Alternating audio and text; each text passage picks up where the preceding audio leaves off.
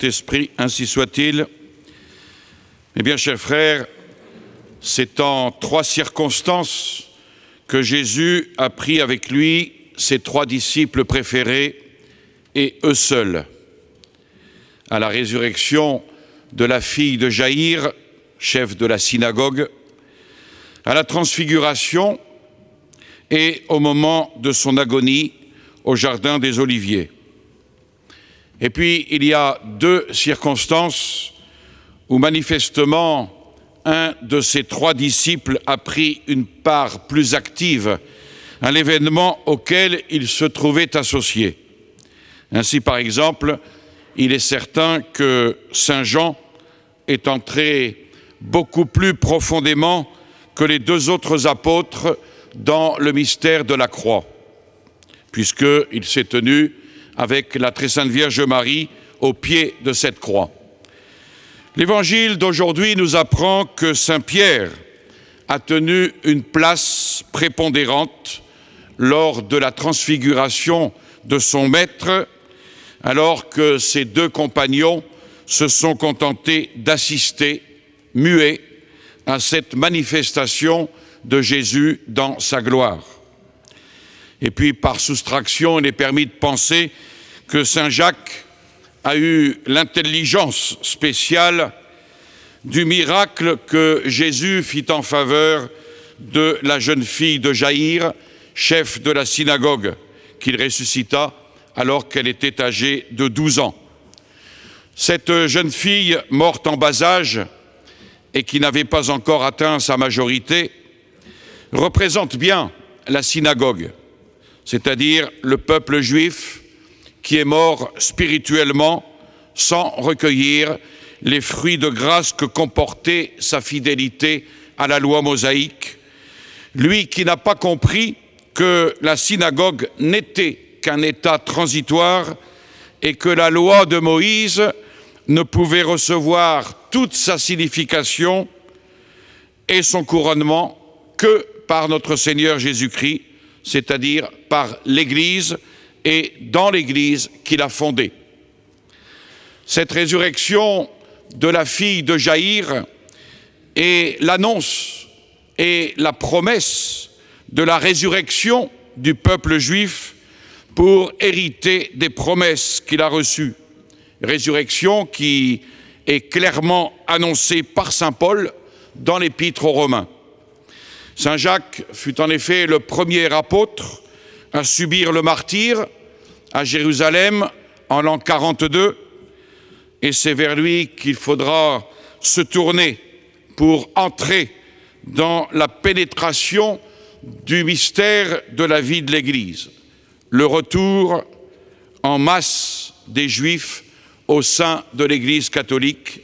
Mais nous n'en sommes pas encore là, et ce n'est pas notre propos aujourd'hui, même s'il revêt quelque intérêt.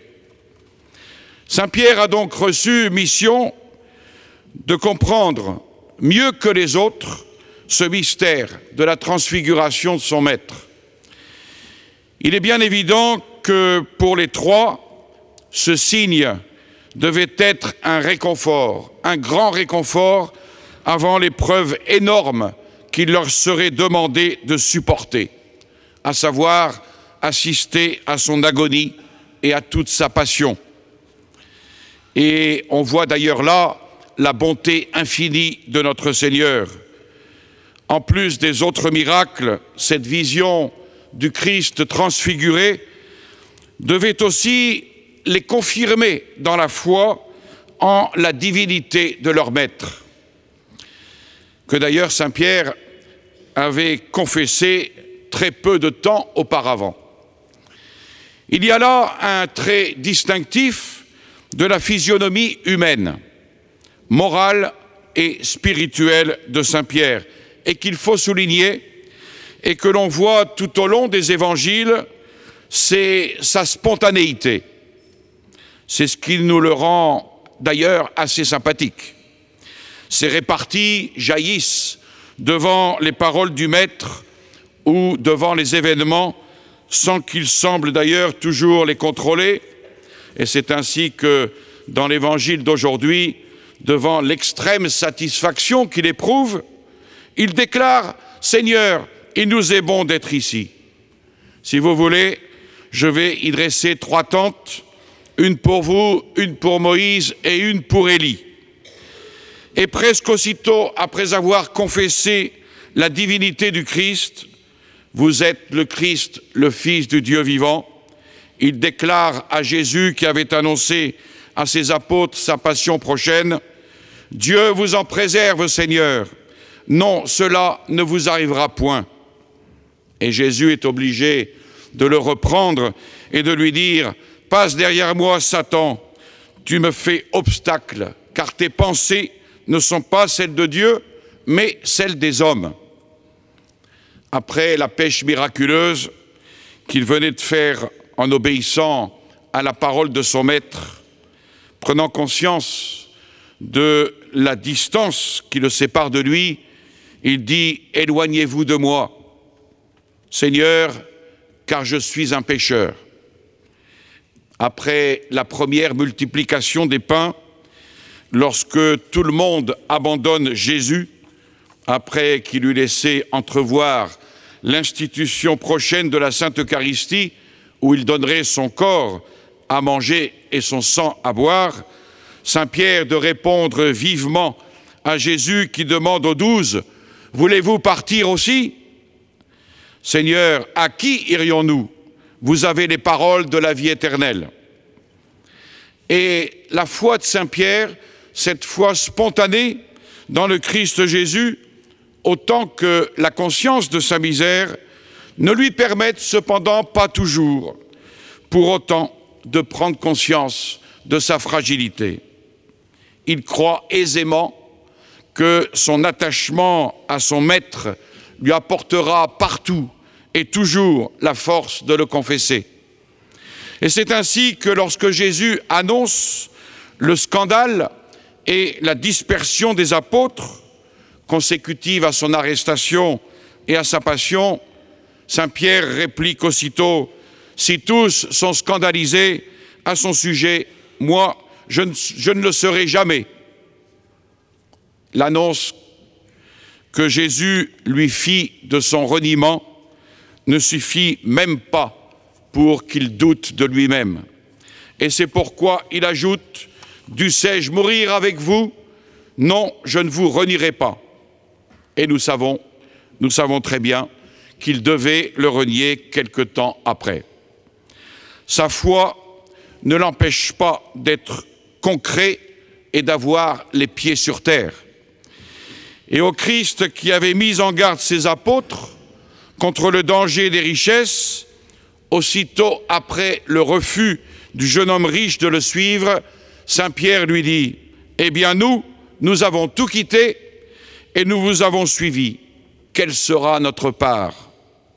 Et Jésus se devait de lui répondre en soulignant les avantages qui seraient ceux de ses disciples dans l'autre monde, mais aussi des ici-bas. Venant du judaïsme, fidèle observateur de la loi de Moïse, il n'hésite pas non plus à demander à son maître des explications sur ce qu'il venait d'affirmer, que ce n'est pas ce qui provient de l'extérieur qui souille l'homme, mais ce qui provient de l'intérieur, de son cœur. En d'autres termes, Saint Pierre nous apparaît vraiment homme, être de chair et d'os, à la sensibilité et aux réactions vives et spontanées, conscient de sa faiblesse et de ses misères, mais aveugle sur sa fragilité, en raison même de son attachement à son maître qu'il croit indéfectible. Sa générosité pour répondre à l'appel du Christ en a fait un homme à la fois vive et ardente, mais dont les vues restent humaines quand même, en bien des cas. Et c'est lui qui peut nous parler avec plus d'autorité sur les conditions de notre propre transfiguration à laquelle nous sommes appelés à la suite de notre Seigneur. Il est à remarquer, en effet, que c'est en tant qu'homme que nous serons transfigurés. Et dans ce sens, on ne peut pas parler d'une transfiguration de l'âme qui, en tant qu'esprit, échappe au regard. Mais il est certain aussi que le visage reflète la beauté et la sainteté de l'âme. Et on en revient à ce que nous disions tout à l'heure, c'est du cœur de l'homme, c'est de l'intérieur que sort tout ce qui en lui est bon ou mauvais. Et il n'est pas douteux que dans les siècles de foi, on pouvait retrouver sur le visage des populations chrétiennes pétries dans la piété et dans cette crainte filiale de Dieu, un reflet de la beauté du visage transfiguré du Christ.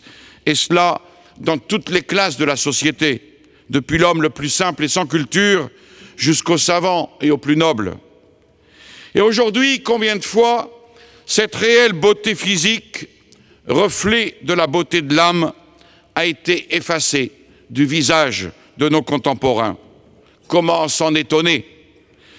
Le visage moyen d'une génération peut nous faire juger de l'état d'élévation morale et spirituelle à laquelle elle est parvenue, ou au contraire, de la déchéance dans laquelle elle est tombée. Et pour expliquer la laideur, la dureté des traits, l'angoisse, le défaut total de joie qui se lise sur le visage de tant de nos contemporains, il y a évidemment ces péchés dont parle saint Paul aujourd'hui, les péchés de la chair, répandus aujourd'hui, nous le savons, plus que jamais. Nous avons des exemples d'invertis au visage complètement ravagé.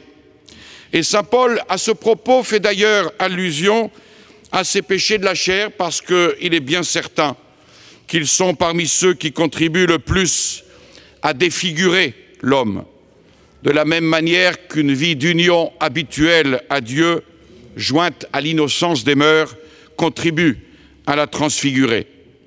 Et saint Paul, dans l'épître de ce jour, nous demande de prendre à cœur notre sanctification. Et en particulier, il nous demande d'éviter l'impureté sous toutes ses formes.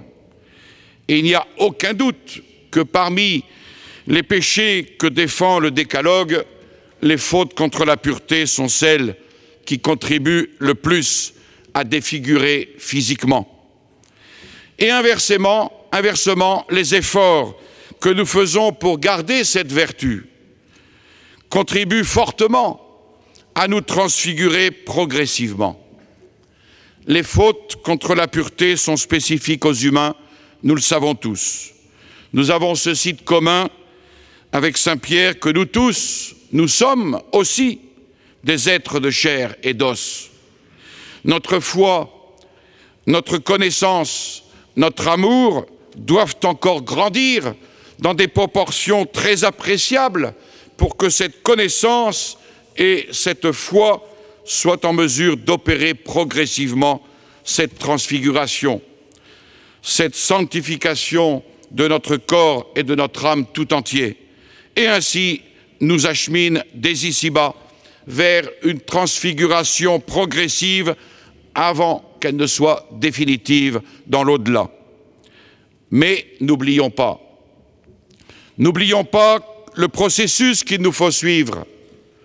C'est à la conversion intérieure qu'il faut tendre d'abord, à la purification intérieure, au rejet de tout ce qui souille notre cœur. En d'autres termes, c'est l'attitude inverse de celle de l'hypocrite qu'il faut prendre. Celle que notre Seigneur dénonce si souvent dans l'Évangile et qui consiste à nettoyer l'extérieur de la coupe alors que l'intérieur est rempli de toutes sortes de saletés et d'immondices. Cette purification doit commencer par la reconnaissance et l'aveu de notre faiblesse. Il faut ensuite nous laisser envahir par la lumière de notre Seigneur Jésus-Christ et par son amour, développer notre foi en lui et en lui seul, bien conscient, comme le rappelle saint Paul, que ce trésor de grâce, nous le portons dans des vases d'argile et que nous devons garder confiance, cependant que Dieu, qui brille déjà dans nos cœurs, fera resplendir sur nos propres visages la connaissance de la gloire de Dieu qui est sur la face du Christ. Enfin, si nous avons parlé des péchés de la chair qui contribuent à défigurer l'homme, il y a aussi tout ce lot de sentiments qui rongent le cœur en même temps qu'ils contribuent à le maintenir fermé et qui se traduisent sous forme d'égoïsme, d'envie à l'égard des autres, de manque de foi, de pusillanimité, de lâcheté, sentiments déjà innés au cœur de l'homme pécheur, mais qui ont reçu un regain de vitalité à la suite des principes faux issus de la Révolution auxquels adhèrent nos contemporains, entretenus par cette ambiance laïciste dans laquelle ils vivent.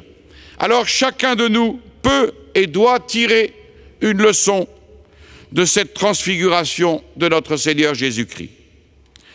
Au lieu de chercher à maintenir artificiellement les apparences de la beauté et de la jeunesse, ce qui serait une des formes du culte de la chair dont notre vie spirituelle n'a souvent rien à gagner, il serait plus expédient de rechercher continuellement cette vie d'union à Dieu et de fidélité à sa loi.